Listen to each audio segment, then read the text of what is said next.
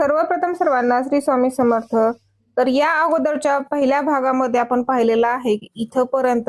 तर आता आपण इथं पुढचं बघूया. गळ्याला गोलाकार द्यायचा आहे, तर त्यासाठी आपण कोण्याहून 1 इंचावरती पॉइंट दिलेला आहे आणि फ्रेंच कर्वनी गळ्याला गोलाकार देऊन घेतलेला आहे.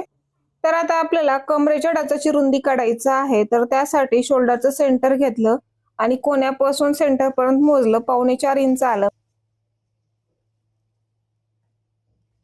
डाचाची उंची घेतली आहे 3.5 इंच, कारण ब्लाऊजची उंची कमी आहे, त्यामुळे डाचाची उंची कमी घेतलेली आहे. नंतर इथं सुद्धा 4.25 इंच आलं का चेक करायचं आणि मग डाच मार्किंग करून घ्यायचा.